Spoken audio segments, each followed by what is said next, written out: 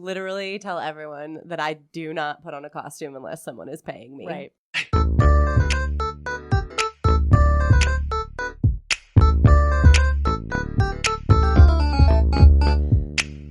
Hello, we are here with Sun Sounds of Arizona in Flagstaff, Arizona, and welcome to episode 22 of Untamed Shrews, Women Talk Theater, presented by Flagstaff Shakespeare Festival. I'm Dawn.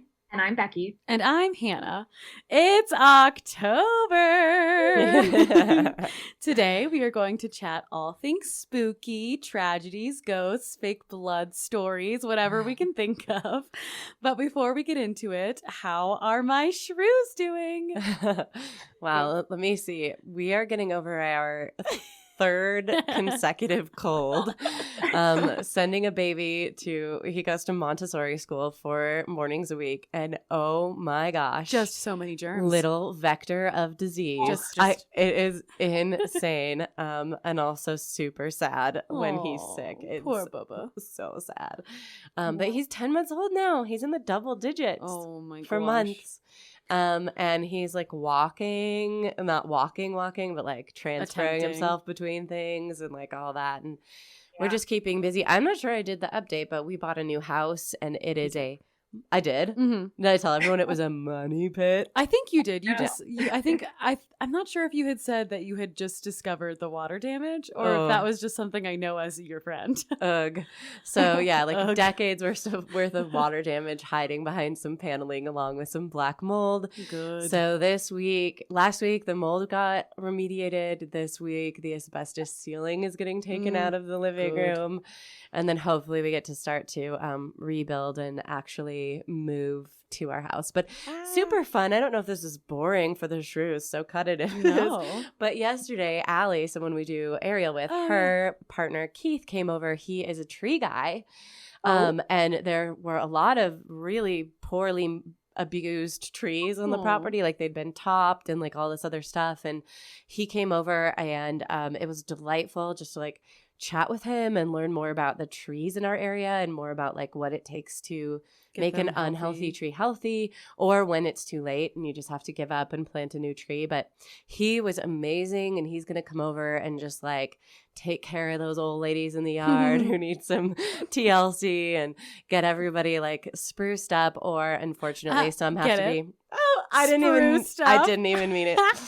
Wait, so because they're spruce trees? I mean, I don't know if they're actually there isn't an actual spruce, but close enough. It'll do for now. Yeah. So anyway, I thought that was a super fun conversation and like a learning curve for me, but also I learned that they're now considering Sedona plants for our non-flag because it's getting so warm here. Yeah. So for our non-flag shakes shrews, like Sedona is about 2,000 feet lower in elevation, and they're now considering those to be native. Plants to Flagstaff, and he's encouraging planting those. Our plants are, and I quote, retreating. I hate that. I hate that so much. Yeah.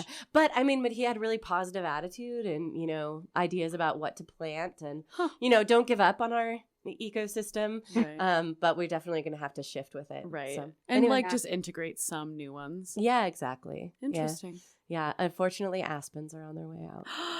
No. But it's leaf peeping time. It's the end of the aspen. Everyone go look at an aspen while you can. Right now. right now.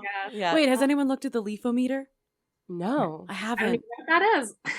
Wait, Becki, what? The leafometer. Last year, but I couldn't tell you what it is. Okay, so the leafometer is this little thing that like the city of Flagstaff does, and it just like shows you where in the fall colors the leaves are. So it's like from green all the way to like dead. So it'll be like no change all the way to like leaves have fallen. Yeah. So you can check the leafometer so that you don't like go up to an aspen grove, like drive all that way, and then you're like, oh, they're still green, or they're gone, or they're all gone. Yeah. So I need to check the leafometer. Yeah. Cool. Yeah, so that's my update. Woo! I can't wait. I saw your house like a week or so ago, and there were like 400 people in there working on things. Yeah, we had a wall taken out, which was a huge boon to the house.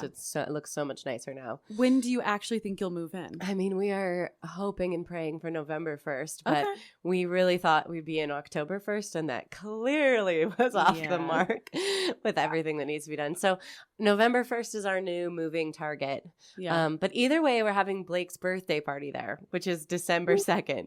So by December 2nd, we'll be able to at least host a party. Host at the that panda house. party. The panda Party. extravaganza. Oh my gosh, panda. I'm so sad I'm going to miss it. I know. I live for a panda extravaganza. Who doesn't? Who doesn't? Blake certainly does. Blake certainly does. Oh, it was around So this silly. time last year that Dawn, you had the baby shower. Oh, I was true. like, yeah. It was October 17th, I want to Yeah. say. Oh my god. Yeah, at our house. Oh, that was Wow. so lovely. Mems. Yeah, I know. I can't believe that was a year ago. I Wow, know. time His flies. little, because it was little pumpkin themed. I was very proud. Yeah. I baked a pumpkin bunt cake. You girl's good with the theme. Yeah. It Oh, was so silly. adorable and so wonderful. I Good. loved that baby shower. I'm so glad. It's perfect. You were very specific. You were like, no dumb games. I tried to keep it as Dawn friendly as possible. And it was Good. perfect. I'm so glad. Yeah, she was like, no silly games. Men are allowed. Yeah, very specific rules for the baby shower. Yeah, it was Anywho. a real nice fall hang. Good. I'm glad. good. Well, speaking of fall hangs, that Yeah. sort of leads in. I have my going away party on Saturday. So Yay, what's today? sad. I know, yay and Yay boo. and sad. Yeah, so today's Wednesday, so that means I leave next Monday, and when this comes out, I will have been in New York for just a couple of days. So, so yeah, things are really crazy busy. I feel like every hour is like packed with either work, packing, seeing people, or just like, you know, those like weird errands that you need to run when you're going to be gone, like returning library books, and, you know, like things like that. Just like figuring out paperwork, things I have to do in person before I go. Mhm. So I Yeah. just have a lot of to-do list items. I haven't actually really started packing. I set aside tomorrow and Friday for packing. So hopefully that's enough. Yay. Honestly, I'm not really planning to bring that much. I told myself I could have 2 suitcases. So I think it probably won't take me like days to pack, because I mean, it's not like I'm like packing up my room. Well, and you're so- also packing bulky items, so you're going to Yes. fill up It's 2 gonna fill up suitcases quick. fast. Except I'm also packing for the Bahamas at the same time. Yeah. So I'm packing my winter stuff, and then I'm packing a Bahamas case to send with our friend Amy Yeah. to the Bahamas. She's bringing me my Bahamas stuff because I'm not going to bring my like bikinis to New York in December.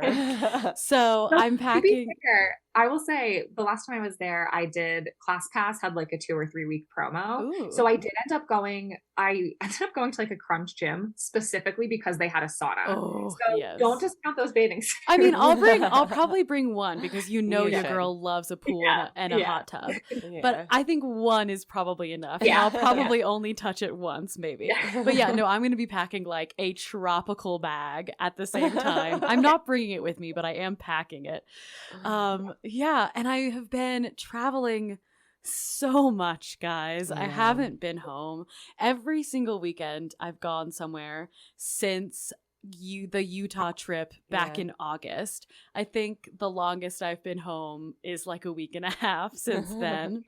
So and it's just been weekend trips. Like it's all been like 4-day trips or whatever, but I've just been gone so much, and then I'm going to be immediately leaving again. But yeah, so I feel like that's mostly what I'm up to, is getting ready to leave. Like I had my last Lyra Flow class last night, so like saying Aw. bye to those girls, and just tying up loose ends. And but I'm so excited. So next time you hear from me, I will be, over Zoom from New York. Yeah. So that's going to be crazy. And like I finally got my schedule, like official schedule. So I'm actually starting to plan when I could maybe come back halfway through. So we'll see. But figuring that out. And yeah, I'm just getting really excited. Me and friend of the podcast, Cadence Lamb, we are planning our birthday party. So we've been doing a lot of planning for that and what we want to do. So it's going to be great. I'm excited. Yay. I'm also extremely terrified and nervous, but it's going to be great. We're going to do amazing. Yeah. It's going to be fun. Yeah. It's going to be so great. New York is nerve-wracking though. Yeah. Well, I mean, if it helps, I keep telling people at Polar Express, I'm like, Hannah is just such a light. She's going to add so much positivity. And yeah. Tears. There just as much as you are excited to be there too. Thank you. How about you, my Bex? Yeah. So overall, I'm doing pretty okay. I do have something heavy to share that I would like to share. In July, I was diagnosed with breast cancer in mid-July. And so I've kind of been working through that. I don't know, dealing with that, living with that for the past few months. And yeah, it's pretty heavy. Definitely not something anyone expects, particularly when you're only 31, I suppose. Right. Yeah. So it's been, some days have been very bad and some days have been great. And I'm super grateful for, if I sound like I'm going to cry, it's because I feel very emotional. Yeah. I can hear it in my voice. I don't know if you cry away. Of course you feel emotional. Yeah. So I've just been very grateful for my community both here in Flagstaff and literally everywhere else I have lived. Family and friends from afar. My parents, of course, and people taking care of my parents too. And my mom's been here with me to help me go through it all. And oh boy. Well, I guess there are two main reasons that I wanted to share this. And one of them is this is Untamed Shrews. It is not all shows and opening nights and happiness. And sometimes there's some pretty bad stuff going on. Which kind of, I guess, ties into the second reason. And this might be a more selfish reason, but I've been connected with so many women and so many organizations. And it's amazing. It feels like once you get diagnosed, all of these people come to help and check in on you. And it's amazing. But I guess the selfish part is if you are listening and you know anybody who's been diagnosed, I guess with any type of cancer, and they're specifically a gig worker, I would love to connect with them. Because I've got a plan, I've got a treatment plan, but I'm just okay, but what is life like in a year? How do I plan for stuff? So, when do you start auditioning again? When do you take gigs? When do you take jobs? When do you go on jobs? When do I leave? When do I leave the state for a couple months if there's a gig that one? I'm just So, but I feel good with my doctors, my support system. Everything feels good as much as it can. But now I'm just but how do I plan? How do I plan for when I'm out of treatment and stuff? Or even when I'm in treatment, but I have 3 weeks between, I don't know. Yeah. I'm rambling now, but no, you're not rambling. No. But also, I mean, that makes complete sense. Just finding people who are like-minded is absolutely helpful. Even, just sharing similar stories can just be really therapeutic. Even if it doesn't change anything, just knowing that other people have gone through it. Yeah. I can't believe it's already been since July. Yeah. Well, so my treatment plan includes chemo, which I'm currently going through, surgery, and radiation. So I'm kind of over the hump with chemotherapy. Right. Yeah, I had one earlier this week, and I have 2 more between now and mid-November. So I feel once I'm out of that, because it's the long-term portion. It's so long. Yeah. I don't know. There's so much to. I don't know. Yeah, there's just so much. I can't imagine, Becki. When I think about it, you've been so incredibly strong, but one of the things that strikes me is how hard it must be to know that really hard day is coming, to have it on your calendar, to mark it out, and to be in 5 days, in 4 days, in 3 days, tomorrow I'm gonna feel like shit. You know what I mean? That must be the kind of bravery that it takes to walk up to that and face it. over and over and over is just really astounding to me, and I'm so in awe of you. I've never had to do something that hard. And I pray that you never have to do something this hard ever again. But I'm really, I'm just so, I know I'm going to cry, but I'm so impressed by you and astounded by you. You're a badass woman. Yeah, you're is. Very badass woman. Yeah. The I baddest will say, of gals. I have cried either before, during, or after every single chemo session. Yeah. Right. There's not, because it's so, and it's not like, it's not painful on that day. It's just, what's coming. It's I know what's coming. Yeah. So. Yeah, well, I mean, I think that's the definition of bravery, right? The definition of bravery is not being afraid. Yeah. It's being terrified and doing it anyway. Yeah. So kudos to you, and I'm just so impressed. Well, we just love you so much, and when you said that you wanted to announce today, I was really surprised, to be honest. But I think it's going to be really great for everybody to hear. Also, something that you said that I really appreciate is, like, this is Untamed Shrews. When Dawn has to feed the baby or change the baby's diaper during a show, or, I mean, let's be real, guys. There was like a 6 months period last year, or within the last year, that pretty much every one of my check-ins was like, things are shitty. I don't feel happy. I don't feel great. And I was also like, I don't know if I ever actually announced it, but my mom had cancer at the end of last year. So that was a lot of the reason why my last year was not great. And then, as soon as my mom gets out of remission, my best friend gets cancer. This isn't fair. Like, this is cancer sucks. Yeah, it really sucks.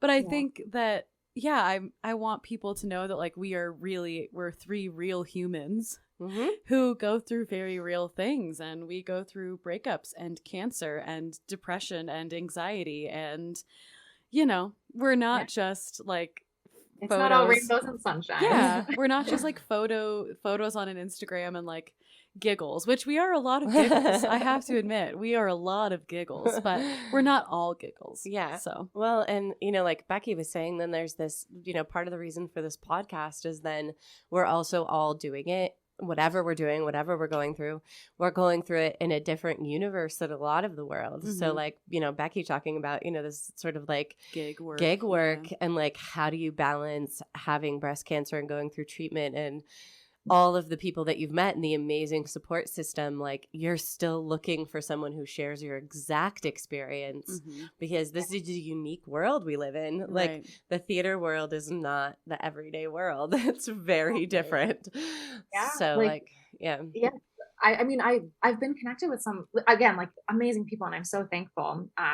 It seems like the people who I mostly have connected with have full-time jobs or have like permanent positions, and maybe like their job was able to give them that time off, or maybe they continued working, etc. But I don't know, because there will come a time when like I will still be having treatment, but it will be not as frequent, but I'll still need it. So I'm just like, but how do I plan for that? I don't know. I don't know. And you'll also need, like, my mom goes to her 3 month, like my mom is no longer getting treatment because she's technically in remission, but that doesn't mean that she can just, she still has to go every 3 months, get her testing, make sure nothing has spread, so you still have to factor all that in. Like, I still need to be available to go to my doctor every 3 months or 6 months or whatever it happens to be. And so, I feel like, most people don't have jobs like us. Most people are teachers, or they have a 9-to-5, they go to an office, and they just have a little bit more infrastructure in place. And we have almost zero infrastructure. Right. Very little infrastructure in place. Yeah. Right. So and, it makes sense. I guess, sorry, I also wanted to say, like, because one of my fears is also that, like, somebody will hear this, or they'll hear it through the grapevine, and then they'll say, oh, Becki's, I don't want to offer this to her because she's probably not available. And then they pass me without even talking to me first, because and that is another fear too. That's and like my doctors are like, no, if you can work, we are encouraging you to work, like stay active, like do all the things that you usually do. Well, you do work. Sometimes it's kind of funny because I honestly forget that you have cancer sometimes. Because, I mean, I'm sure I've announced it so many times, but Becki and I live together. And I just, like, sometimes don't think about it. Like, I don't know, you still work, you still, like, go to Ariel, we still, like, do the things we normally do. I mean, yeah, there are, like, flowers in every corner of our house. There's just a constant stream of flowers and chocolates. And so many gift baskets. I've never seen so many gift baskets. Yeah, but sometimes I just, like, forget. Like, yeah, on chemo days, I'm like, oh, right, it's a chemo day. Like, I don't know, like, it also, like, it feels so huge, yet at the same time, like, you're still you. Like, you know, like, on the outside, you look completely the same. Like, nothing has changed. Like, you still do everything. Yeah. So I am, so if you do see me around town and you're like, oh, Becki's going through chemo, but she still has all her hair. I am doing a process called cold capping, which is for hair preservation. Okay. Shout out to my mom, who is a fucking rock star. Yeah. It's so much physical, like, work, and she is doing it. So if she can hear me in the next room, thank you, Mom. Yeah, I didn't know it was a ton of work, Becki. Yeah, it's like all this wrapping and unwrapping and because it's every 20 minutes, because, like, the caps have to stay cool enough so that your scalp stays cool enough. Sorry, I don't mean to make this an entire no, it's really interesting. But it's, so with my chemo regime, it's I think it's about, like, 7.5 hours of cold capping. So even after, like, the chemo meds stop and I go home, we still continue the cold capping process for a couple more hours afterward, because like your liver is still processing it. So it, like, keeps it. Wow. Well, I'm just amazed that there is something like that's such a cool. I mean, it sounds like it's a lot of work, but that's such a cool technology, and that's so interesting to me. I think it's maybe only been on, like, maybe, like, approved by the FDA or US, or don't quote me on that, but I don't know, like, the legal stuff, but I think it's only been around in the US since, like, 2017 or so. Okay. So it's still relatively new. Well, yay for cold capping. Amazing. That's awesome. Well, thanks for sharing, Becki. Yeah, thanks, Bex. We love you so much. Yeah, so much. And the Shrew Crew loves you so much. They do. Especially Trey. Especially Trey. Okay. I have to. Who we didn't bring up until episode 22, so I had to find a way to bring him up. I was just going to say, we have to give Trey at least 60 seconds of airtime. Because he was upset. But he was rightfully upset, because he is the best friend. Yeah, he is best such a good friend. Shrew Crew. Best Shrew Crew member. Yeah, last month. He's like, hey, I think I heard something on the podcast. Just want to see, making sure you're okay. So yes, shout out to Trey. This is the perfect moment. He's literally the best. And when I saw that in the episode, I was like, oh man, how did we not mention him till episode 22? I know. But it was also, like, typical Trey sass. He's quiet, shouting us out on Instagram. Sassy. So sassy. Yeah, guys, if you didn't see it, he called us out on Instagram because Justice was the first person to mention Trey. And he was like, it finally happened and it wasn't even a shrew. So thank you, Justice. But friend of the podcast, Trey Peace. Oh, hey, good moment to mention too that we just hired Justice as our new production manager. So Shrews, you will hear more from Justice. This is a huge moment. I've been meaning to ask him how he feels about being the first male staff member at Flagstaff Shakespeare Festival. So we're super excited to have Justice. He's already rocking it in that position. And he's just like, as you guys heard in his episode, he has so much experience. Yes. So we're so thrilled to have him. And I'll ask him one of these days. I'll shoot him a text and let the Shrew Crew know what he says. Like, what's it like to be the first female staff member? But we're thrilled to have him. He's like the easiest dude to get along with. Oh, so easy to get along with. And so good at what he does. But also what I love about Justice is that he will bring you the tough shit. Yeah. But he'll always bring it as a friend. Mm-hmm. So I've always appreciated that whenever something happens and it needs to be addressed or there's work to be done, you know, he'll come and he'll just be like, I got to say this thing.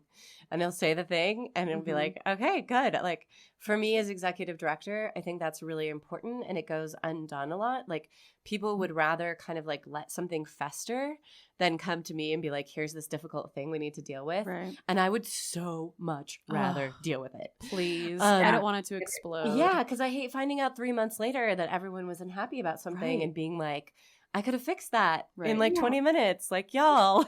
Yeah. Just tell me. Now it's past. Like, it's done. It's gone. Exactly. So Justice is amazing. I think he's going to bring a really great energy. I think so too. To the team. But. Yeah, we are going to miss Amy so much. I know, Amy, but she's not gone. She's still not hanging around this company. She'll still be acting with us, I'm sure, for years to come. And if you want to check out Amy's episode, we did an episode with Amy about living a lifelong career in theater. So I think I was out. Was that episode for you? Were out. You had a baby. You were like the freshest of babies. Oh, like you weren't the freshest of babies. I kind of had the freshest like, of babies. You are literally reborn. You are reborn when you have. You a have child. no idea who you are for the first month after you have a baby. Like that's so silly. That's the most shocking and weird thing about having a baby. You just start over. You just have no idea who you are. You're like. All you care about is keeping your baby alive, and that is all that you have. You can't do anything else. Nothing else. No, it's wild. Okay. Do we even have time to talk spooky? Oh, yeah, we totally do. We totally do. I'm like, we did our whole episode on check-ins. But that's okay. That's okay. I mean, honestly. You know, there's like, But yeah, like Becki said, it's not just about like funny topics. It's about like being a woman in theater. That's literally what this is about. It's being a woman in theater. And guess what people have sometimes? Babies. I know. So we can talk about them. We gotta talk about them. Because that's what happens to women sometimes. Speaking of which, shout out that I just recorded a podcast yesterday. That'll be out, I think, in 2 weeks. It's called, the podcast is called The Expecting Aerialist. Oh my And I gosh. just did an episode on the Expecting Aerialist. What? And we talked a lot about my nipples. So my head on gosh. over there. If you want to hear about Dawn's nipples, you know where to find them. If you want to hear about my nipples in the least sexy way possible, check out The Expecting Aerialist. Do you remember on the episode with Austin Titchener? He was like, I'm uncomfortable. He's like, she's literally breastfeeding right now. And I was like, dude, this is it. This is how it goes down. Okay, now for actuals. Thank you so much, Becki. Thanks, Shrews, for checking in. Yeah. Okay, so we'll just do like a bit of chatty time about spooky stuff. Yeah. So we'll just talk about fall and Halloween shows and tragedies and all that stuff. Yeah. First off, it's October. It's Halloween's coming up. What are our favorite parts about like fall and October and Halloween? Man, a sweater and sandals. Oh, interesting. She was ready with that If answer. I can leave the house in a sweater but also and sandals. Actually, I am in actual heaven. That's great. I agree. I hate boots. I want my feet just open, free. Mm-hmm. But yeah, that's like my favorite thing about fall. Becki, did you have something? Funny. Well, Hannah, because you're like, you hate boots. In college, I had this pair of boots that I loved so much. They were like the tall riding boots that were like popular in like 2012-ish. And I got so many compliments all the time. And then like I wore them to the ground. But now I feel like the riding boots like that have maybe fallen out of fashion. Like now it's more of like Doc Martens, like chunky more boots, utilitarian, like a chunky thing. But I loved those boots so much. Look, Becki, they have definitely fallen out of fashion because when I ordered myself a pair on Amazon, they were like, other things you might like include, and this was pre-baby. I'm still wearing them. Thank you very much. But this was like 2 years ago before I was even pregnant. It was like, other things you might enjoy include, and it was like diapers. And I was like, shit. Are these official mom boots? I just ordered mom boots. Mom boots. But I still wear them. I do not care. I still wear mom boots and skinny jeans, and I part my hair on the side because I am old. Like, I am old. You're not old. Well, I'm 30. 38, I think. Yes. I can't remember if I'm so. 37 or 38. I'm 38. I get to act 38 and look 38 and be 38. Like, I don't have to try to impress a middle schooler. No. Gross. There was a meme where it was like high schoolers didn't think I was cool when I was in high school. Yeah. So like, right? what am I now? No, literally was not cool when I was 12. Why would a 12-year-old think I'm cool now? Okay, but seriously, along the like spooky thing, for some reason this came up just yesterday. I had a friend who after high school wrote a story about me, a short story about me for her like advanced creative writing in college. And the way she wrote me in this story was it was like Angelina Jolie in Girl Interrupted. Interesting. Like very edgy and like. Oh, were you just like, I'm the coolest person to ever exist? I was terrified of everyone. I kept switching schools. By the time I was in school with her, I had been to 4 different high schools, and it was the first quarter of 10th grade year. Wow. So basically, I just sat in the hallway and read Yeah. to avoid like